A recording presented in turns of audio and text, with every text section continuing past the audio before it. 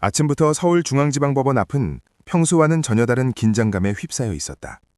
차가운 겨울 공기 속에서 기자들의 카메라는 이미 일제히 법원 입구를 향해 고정돼 있었고, 방청권을 기다리는 시민들의 얼굴에는 기대와 분노, 그리고 혼란이 뒤섞여 있었다. 대한민국 현대 정치사에서 한 번도 가볍게 지나간 적 없는 이름, 윤석열. 그리고 그 이름이 전직 대통령 피고인이라는 호칭과 함께 법정에 등장하는 순간, 이 재판은 이미 단순한 형사 절차를 넘어선 사건이 되었다. 검찰이 제시한 구형은 단숨에 사회 전체를 흔들었다. 징역 10년. 이 숫자는 단순한 형량이 아니었다. 그것은 한 국가가, 한 민주주의 체제가 스스로에게 던지는 질문이자 선언처럼 들렸다. 권력은 어디까지 허용되는가? 그리고 국가 비상이라는 명분은 어디에서 멈춰야 하는가? 윤석열 전 대통령에게 적용된 혐의는 가볍지 않았다. 2024년 비상계엄 산포 과정에서의 직권 남용, 사법 절차에 대한 조직적 개입, 그리고 공권력을 동원한 정의 실현 방해. 검찰은 이 사건을 단순한 판단착오나 정치적 실패가 아니라 헌법 질서를 근본적으로 위협한 행위로 규정했다. 법정에서 낭독된 공소요지는 분명했다. 이는 정책 실패가 아니라 권력 남용의 문제다. 피구석에 앉은 윤석열 전 대통령의 표정은 굳어 있었다. 한때 국가 최고 권력자로서 군 통수권과 사법 시스템 전반에 영향력을 행사했던 인물이 이제는 판사의 질문에 답해야 하는 위치에 서 있었다. 그 장면 자체가 이미 한국 사회에 강렬한 메시지를 던지고 있었다. 민주주의 국가에서 권력은 퇴임과 함께 사라지는 것이 아니라 법 앞에서는 누구나 동일한 무게로 평가받는다는 원칙 말이다. 검찰은 특히 첫 재판이라는 점을 강조했다. 이번 공판은 수많은 추가 기소와 별도의 재판으로 이어질 가능성이 높은 말 그대로 시작에 불과하다는 것이다. 그렇기 때문에 이 첫 구형은 향후 모든 판단의 기준점이 된다. 10년이라는 형량은 법적 계산의 결과이기도 하지만 동시에 사회적 경고였다. 다시는 동일한 선택이 반복되어서는 안 된다는 경고. 이 사건이 갖는 무게는 개인 윤석열의 운명을 훨씬 넘어선다. 재판이 시작되자마자 여론은 극단적으로 갈라졌다. 한쪽에서는 법치의 회복이라 외쳤고 다른 쪽에서는 정치 보복이라는 프레임을 들고 나왔다. 하지만 그 어떤 해석도 이 질문을 피해갈 수는 없었다. 왜 대한민국은 전직 대통령을 법정에 세우는 상황까지 오게 되었는가? 2024년의 비상계엄은 그 질문의 중심에 놓여 있다. 그러나 역설적으로 이번 첫 재판은 아직 계엄 자체를 본격적으로 다루기 전 단계에 불과하다. 지금 법정에서 다투어지는 것은 계엄의 정당성 이전에 계엄을 둘러싼 권력 행사 방식과 사법 시스템에 대한 개입이다. 검찰은 이를 민주적 통제 장치의 붕괴라고 표현했다. 법정 밖에서도 논쟁은 뜨거웠다. 일부 시민들은 법원 앞에서 헌법은 살아있다라는 피켓을 들었고, 다른 집회에서는 국가 위기 상황에서 결단을 내린 대통령을 처벌할 수는 없다는 구호가 울려 퍼졌다. 같은 사건을 두고 완전히 다른 현실인식이 충돌하고 있는 것이다. 전문가들 역시 이 재판을 한국 민주주의의 분기점으로 평가한다. 만약 법원이 검찰의 논리를 상당 부분 받아들인다면 이는 향후 어떤 대통령도 비상이라는 단어를 쉽게 꺼내들 수 없게 만드는 선례가 된다. 반대로 무죄 또는 대폭 감형이 이루어진다면 계엄과 같은 초강경 조치에 대한 정치적 유혹은 다시 살아날 수 있다. 이 첫 공판에서 가장 인상적인 대목은 검찰의 마지막 발언이었다. 이 재판은 과거를 처벌하기 위한 것이 아니라 미래를 보호하기 위한 것입니다. 그 문장은 단순한 수사적 표현이 아니었다. 한국 사회가 이번 사건을 통해 무엇을 배워야 하는지 그 핵심을 정확히 찌르고 있었다. 윤석열 전 대통령은 최후 진술에서 자신이 국가 안보와 질서 유지를 위해 불가피한 선택을 했다고 주장했다. 그러나 그 말은 동시에 다음 질문을 남겼다. 국가 안보라는 명분은 어디까지 허용되는가? 민주주의는 위기 앞에서 얼마나 흔들릴 수 있는가? 그리고 그 흔들림의 책임은 누가 져야 하는가? 이 질문들에 대한 답은 아직 내려지지 않았다. 그러나 분명한 것은 이번 첫 재판이 단순한 형사 절차의 시작이 아니라는 사실이다. 이는 대한민국이 스스로의 민주주의 수준을 시험대에 올려놓은 순간이며 권력과 법의 관계를 다시 정의하려는 시도다. 그리고 이 모든 혼란과 논쟁의 출발점에는 하나의 사건이 있다. 2024년 대통령이 선택한 비상계엄이라는 카드. 그 결정은 어떻게 나왔고 어떤 배경 속에서 탄생했으며 왜 지금 이처럼 거대한 후폭풍을 낳고 있는가? 그 답을 찾기 위해서는 우리는 다시 그년으로 돌아가야 한다. 2024년 봄, 대한민국은 겉으로 보기에는 여전히 작동하는 민주주의 국가였다. 국회는 열렸고 언론은 비판을 멈추지 않았으며 거리에는 평범한 일상이 이어지고 있었다. 그러나 그 평온함 아래에는 점점 누적되는 정치적 압력이 존재하고 있었다. 그것은 하루아침에 폭발한 위기가 아니라 오랜 시간 쌓여온 균열의 결과였다. 윤석열 정부 집권 후반으로 갈수록 국정 운영은 점점 더 경직되기 시작했다. 국회에서는 여소야대 구도가 고착화되었고 주요 법안은 번번이 막혔다. 예산안, 검찰개혁 관련 법안, 공공기관 인사 문제까지 거의 모든 사안이 정치적 충돌로 이어졌다. 대통령실과 국회의 대치는 협상이 아니라 대결의 언어로 바뀌어갔다. 문제는 정치적 갈등이 단순한 의견 차이를 넘어 국가 운영의 마비로 인식되기 시작했다는 점이다. 대통령 측은 반복적으로 국정 발목 잡기라는 표현을 사용했고 야권은 권력의 독주라고 맞섰다. 이 과정에서 타협의 공간은 점점 사라졌다. 정치는 기능을 잃고 감정과 프레임만 남았다. 여기에 사회적 불안 요인이 겹쳤다. 2024년 초부터 이어진 대규모 노동 시위, 공공부문 파업, 일부 지역에서의 강경 집회는 정부 입장에서는 질서 붕괴의 신호로 해석되었다. 특히 경찰력만으로는 통제가 어렵다는 내부 보고가 대통령실에 전달되면서 위기인식은 한층 강화되었다. 안보 상황 역시 긴장을 더했다. 북한의 연이은 미사일 발사와 군사훈련, 그리고 서해와 비무장지대 인근에서의 군사적 마찰은 정부가 반복적으로 언급한 명분이었다. 내부 혼란과 외부 위협이 동시에 발생하고 있다는 논리는 점점 설득력을 얻는 듯 보였다. 적어도 권력 내부에서는 그렇게 받아들여졌다. 결정적인 전환점은 사법 문제였다. 검찰과 사법부를 둘러싼 갈등이 최고조에 이르면서 대통령 측은 일부 수사와 재판이 정치화되고 있다고 판단했다.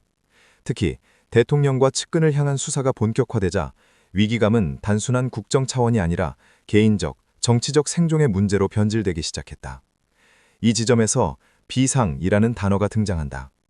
공식적으로는 국가 질서 유지와 안보 대응을 위한 검토였지만 내부적으로는 권력 통제력을 회복하기 위한 수단으로서 계엄이 논의되었다는 정황이 이후 재판 과정에서 드러나고 있다.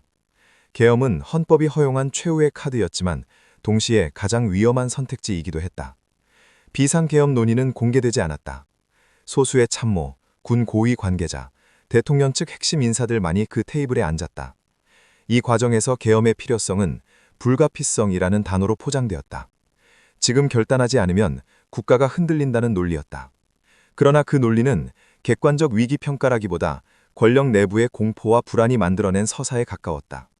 2024년 5월 5일, 결국 대통령은 비상계엄을 선포한다. 그 순간 대한민국은 헌정 질서의 가장 위험한 경계선을 넘는다. 계엄령 발표 직후 군 병력이 주요 시설에 배치되고 일부 집회는 즉각 제한되었으며 언론과 사법 절차에 대한 통제 움직임이 동시에 포착되었다. 이 모든 과정은 질서 회복이라는 명분 아래 진행되었다. 하지만 문제는 속도였다. 계엄은 너무 빠르게 그리고 너무 광범위하게 적용되었다. 위기 상황에 대한 충분한 사회적 합의도 국회의 실질적 동의도 없었다. 이는 곧바로 거센 반발로 이어졌다. 시민들은 거리로 나왔고 야당은 헌정 쿠데타라는 표현까지 사용하며 반발했다. 이 시점에서 계엄의 성격은 근본적으로 달라진다. 처음에는 질서 유지를 위한 조치로 설명되었지만 점점 권력 방어 수단이라는 인식이 확산되기 시작했다. 특히 계엄 하에서 진행된 일부 사법 개입 정황은 결정적인 의문을 남겼다. 왜 법원이 아니라 권력이 판단하려 했는가? 전문가들은 이 과정을 두고 위기 관리의 실패가 권력 남용으로 전환된 사례라고 평가한다. 실제로 당시 한국 사회는 혼란스러웠지만 국가 기능이 완전히 붕괴된 상태는 아니었다. 그럼에도 불구하고 계엄이라는 극단적 수단이 선택된 이유는 정치적 고립과 사법 압박 속에서 선택지가 점점 사라졌기 때문이라는 분석이 지배적이다. 결국 계엄은 위기를 해결하지 못했다. 오히려 위기를 증폭시켰다. 정치적 갈등은 더 격화되었고 국제사회의 우려도 커졌다. 무엇보다 국민 다수는 한 가지 질문을 던지기 시작했다. 이 조치는 정말 우리를 위한 것이었는가? 지금 법정에서 다루어지고 있는 것은 바로 이 지점이다. 계엄이 합법적 절차를 따랐는가 이전에 그 결정이 어떤 사고 구조와 권력 인식에서 나왔는가가 핵심 쟁점으로 떠오르고 있다. 검찰은 이걸 권력의 자기 방어 논리라고 규정했고 변호인단은 국가적 판단이라고 맞섰다. 그러나 하나는 분명하다. 비상계엄은 단순한 행정명령이 아니었다. 그것은 민주주의 국가에서 권력이 스스로를 어디까지 허용할 수 있는지에 대한 시험이었다. 그리고 그 시험은 아직 끝나지 않았다. 이제 질문은 다음 단계로 이동한다. 계엄은 왜 실패했는가? 그리고 그 선택이 남긴 대가는 누구에게 돌아갔는가? 정치, 경제, 사회, 그리고 개인의 삶에 어떤 균열을 남겼는가. 그 후폭풍은 지금도 한국 사회 전반을 흔들고 있다. 비장계엄은 선포된 순간부터 국가를 안정시키는 장치가 아니라 사회 전체를 시험대 위에 올려놓는 사건으로 변했다. 권력은 질서를 회복했다고 말했지만 거리와 온라인, 그리고 일상의 대화 속에서는 전혀 다른 감정이 번지고 있었다. 불안, 분노, 그리고 배신감이었다. 계엄이 시행된 직후 가장 먼저 흔들린 것은 정치 시스템이었다. 국회는 사실상 무력화되었고 야당 인사들의 활동은 직접적이든 간접적이든 제약을 받았다. 입법부의 견제 기능이 멈추자 행정부와 군, 그리고 사법 영역 사이의 경계도 급속히 흐려지기 시작했다. 헌법이 설계한 권력 분립 구조는 형식적으로는 유지되었지만 실질적으로는 한 방향으로 쏠리고 있었다. 사회적 충격은 더 컸다. 계엄이라는 단어는 한국 사회에서 단순한 법적 조치가 아니라 역사적 트라우마를 동반한 상징이다. 1980년의 기억, 군화 발소리, 통제된 언론, 그리고 침묵을 강요받던 시대가 자연스럽게 소환되었다. 계엄 선포 이후 며칠 사이 온라인 커뮤니티와 SNS에는 다시 그 시절로 돌아가는 것 아니냐는 질문이 넘쳐났다. 경제는 즉각 반응했다. 외환 시장에서는 원화 가치가 단기간에 흔들렸고 주식시장은 불확실성을 이유로 급락세를 보였다. 해외 투자자들은 계엄 사태를 정치 리스크의 급상승으로 해석했다. 일부 글로벌 금융기관은 한국의 단기 신용 위험도를 재검토하기 시작했고 이는 단순한 숫자 이상의 의미를 가졌다. 신뢰가 흔들리기 시작한 것이다. 기업 현장에서도 혼란은 이어졌다. 대기업들은 공식적으로는 침묵을 유지했지만 내부적으로는 비상대응회의가 연달아 열렸다. 생산 차질, 물류 통제, 노동자 시위 가능성까지 모든 시나리오가 검토 대상이 되었다. 중소기업과 자영업자들은 더 직접적인 타격을 받았다. 소비는 급격히 위축되었고 거리의 분위기는 눈에 띄게 가라앉았다. 언론 환경도 달라졌다. 공식적인 검열이 있었는지 여부를 떠나 기자들 사이에서는 보이지 않는 자제 분위기가 형성되었다. 어떤 표현이 문제가 될지 어디까지가 허용선인지 불분명했기 때문이다. 이는 계엄이 가진 가장 위험한 특성 중 하나였다. 명령보다 먼저 스스로를 검열하게 만드는 힘, 그것이 민주주의를 잠식하기 시작했다. 국제사회의 시선은 빠르게 냉각되었다. 미국과 유럽의 주요 언론들은 한국의 계엄 사태를 성숙한 민주주의 국가에서 벌어진 이례적 사건으로 보도했다. 외교 채널을 통해 우려의 메시지가 전달되었고 일부 국가는 비공식적으로 정치적 안정성 회복이 필요하다는 입장을 밝혔다. 이는 동맹관계의 균열이라기보다는 신뢰의 경고에 가까웠다. 특히 안보 측면에서의 역설이 두드러졌다. 계엄의 명분 중 하나였던 안보 강화는 오히려 반대 효과를 냈다. 북한은 이를 체제 불안의 신호로 해석했고 대외 선전에서 적극적으로 활용했다. 남한의 민주주의는 위기에 처했다는 메시지는 국제 무대에서 반복적으로 등장했다. 결과적으로 계엄은 안보를 강화하기는커녕 외교적 부담을 키웠다. 가장 큰 대가는 시민 개개인의 일상에서 드러났다. 평범한 직장인, 학생, 자영업자들은 정치의 중심에 서 있지 않았지만 그 영향은 고스란히 삶으로 내려왔다. 집회 제한, 이동 통제, 불확실한 정보 환경 속에서 사람들은 스스로를 조심하기 시작했다. 말 한마디, 게시글 하나가 문제가 될 수 있다는 인식은 사회 전체를 위축시켰다. 이 지점에서 계엄은 단순한 법적 조치가 아니라 신뢰 붕괴의 촉매가 된다. 정부가 국민을 보호한다는 믿음, 권력이 헌법의 틀 안에서 움직인다는 신뢰, 그리고 위기 상황에서도 민주적 절차가 존중될 것이라는 확신이 동시에 흔들렸다. 이 손실은 통계로 환산하기 어렵다. 그러나 회복하는 데에는 오랜 시간이 걸린다. 사건이 확산되면서 책임의 문제는 피할 수 없는 쟁점으로 떠올랐다. 누가 이 결정을 내렸고 어떤 보고와 판단이 있었는가? 어디까지가 합법이고 어디부터가 남용이었는가? 이 질문들은 곧 수사와 재판으로 이어졌고 마침내 전직 대통령이 법정에 서는 장면으로 귀결되었다. 검찰이 제시한 논리는 명확했다. 계엄은 위기 대응이 아니라 권력 유지 수단이었고 그 과정에서 사법 절차를 방해하고 권한을 남용했다는 것이었다. 반면 변호인단은 국가적 비상 상황에서 내려진 결단이었다고 주장했다. 이 두 논리는 단순한 법리 다툼이 아니라 한국 민주주의의 기준선을 둘러싼 충돌이었다. 지금 이 재판이 갖는 의미는 단순히 한 인물의 유죄 여부를 가리는 데 있지 않다.